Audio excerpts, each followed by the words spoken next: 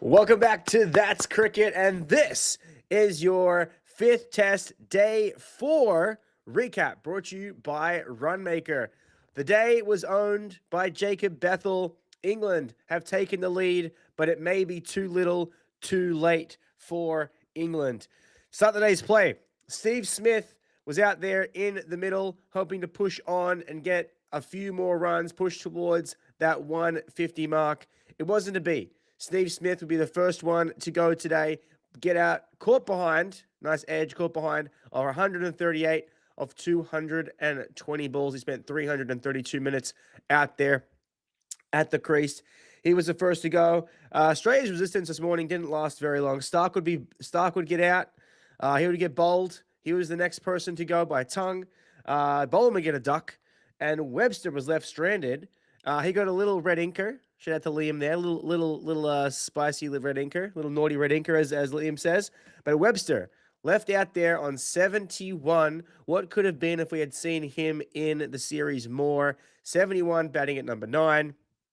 He spoke at the end of today's play that it was kind of weird for him to be down that far in the order. But he was just happy to get a go.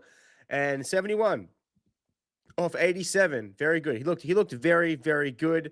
You could almost call him player of the day if it wasn't for Bethell scoring a ton.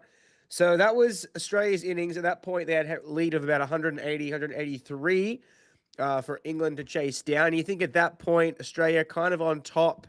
I think that they would be able to get England, probably 200, 250 would be the score that would be happy with Australia that they could get England for. Wasn't to be. They had an early wicket. Stark getting another wicket in the first over as per usual. He would get Zach Crawley for 1 LBW. Just clipping the stumps. It was a good wicket. I mean, umpires call. There was a few. It actually was 3 umpires calls today. All very close LBW decisions.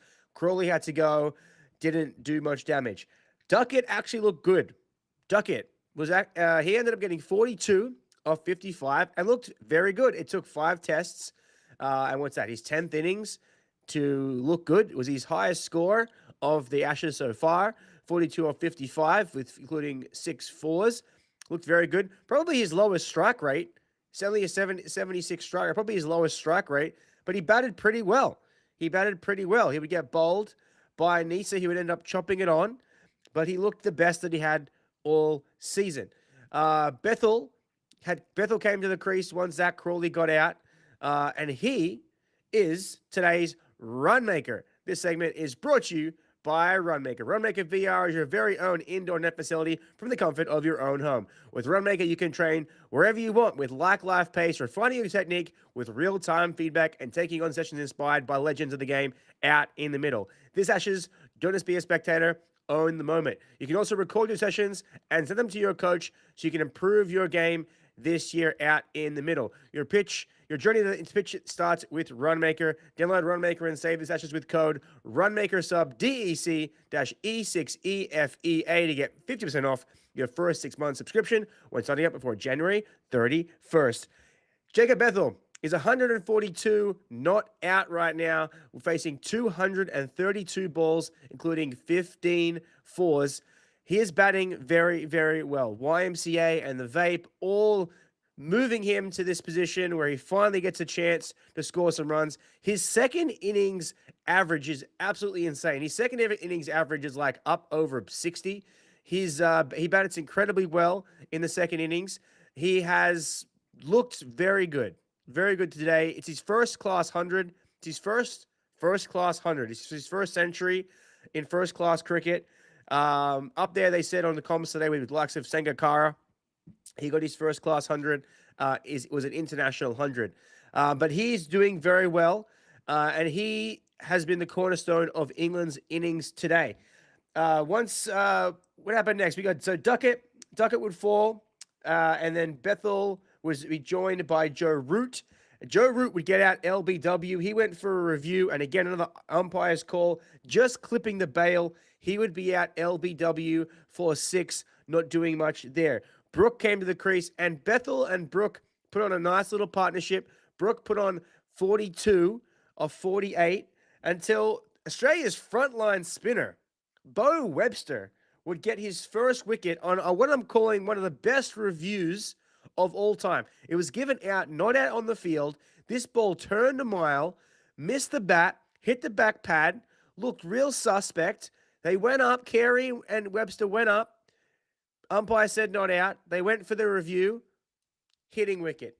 Hitting the wicket, impacted in line, hitting the wicket, and that would start a little mini collapse for England.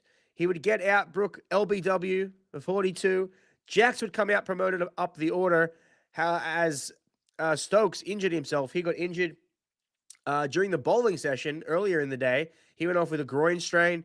He would let Jacks come up the order. Jacks came down the pitch, second ball, and hoiked one out to the deep. And Cam Green took a nice catch in the deep. Webster took 2 wickets in 3 balls, looking really shaky for England. Out to the crease came Jamie Smith. And Jamie Smith and Bethell put on a nice little partnership. Smith added 26 to the score of 41. A lot less stupid from Jamie Smith today. A lot less stupid. But unfortunately, there was a big mix-up between Bethell and Smith would get himself run out. Bethell took a little pull shot. It fell at his feet. It rolled behind square, and Weatherald picked it up and threw to the non-striker's end. Jamie Smith had run 3/4 of the way down the pitch. Not sure whose.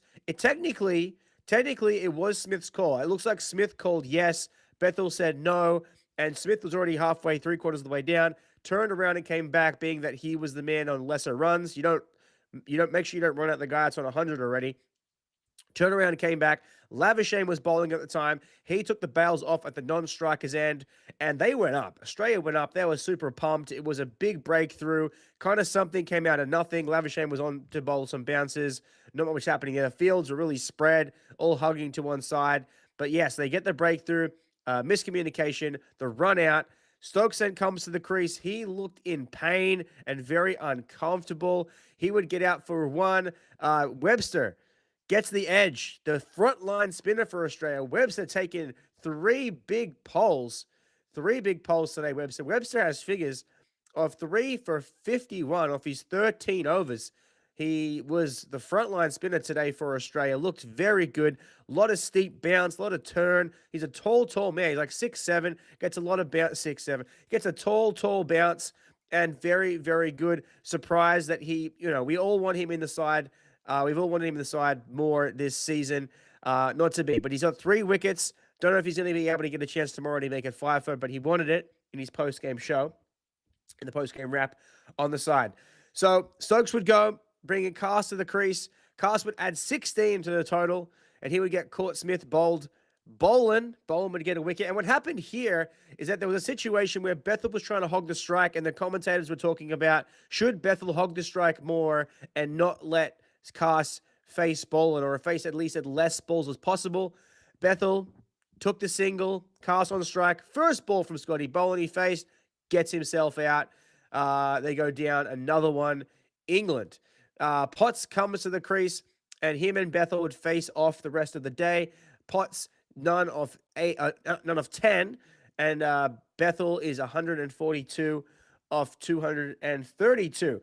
Other kind of random things that happened today. There was a 5-run penalty today. 5-run penalty. The ball kicked off the pitch. Carey went to take it with his palms up, hits the hands, bobbles backwards, and they had 2 helmets out in the field at the time. Ball hits the helmet. 5-run penalty. You don't always see that. The lead right now for England is 119 runs. Probably a little bit too late. Too little too late. They would need to get 200 runs to make it a contest. 250 runs makes it a real contest. I don't know if they're going to be able to do it. They have to play really smart cricket. You're going to have to go and play some Stokes 2019 stuff, kind of have Potts just face 1 ball and over. Bethell try to face 4 or 5 balls in every over, get the single towards the end of the over. Bethell hog the strike. If that happens, they may be able to push towards that 200 mark. You would still say at this point, Australia would be able to win this game.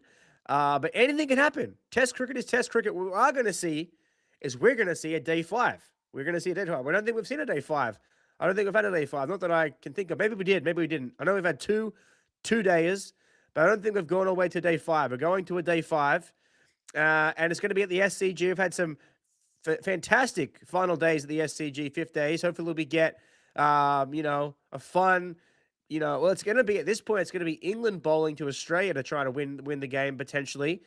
But we'll see how that goes. Going to be very, very interesting. Probably key takeaways from today's play is that the pitch. This is what happens when you actually make a nice pitch with 5 mils of grass, with a nice wicket. There's something for the bowlers. There's something for the batters. There is a little bit of turn, a little bit of seam, a little bit of bounce. Actually, a lot of bounce. Actually, a lot of jump. I put out a tweet. There was over 3 feet of variable bounce in the pitch today from length deliveries, a lot of jump, a lot of height, a lot of stuff going over the keeper's head, having to catch that over the batter's head. A lot of steep bounce. You want steep bounce rather than dull bounce, where it's like keeping less and low. That's when the wickets come in. But it's a very, very good wicket. And it's almost as if it's the wickets that stopped England from being able to produce runs, with these spicy, green, grassy wickets really hurt England and Australia. But with a nice road, England have been able to put up some runs. Bethell, debut 100, maiden test century, looking very good for England. Can he push on to get that 150? Can he push on and get to that 200, 250 lead for England? What will day 5 hold? We're going to have a day 5, team. We're excited for that. That is your day 4 recap, brought to you by Runmaker, and that's cricket.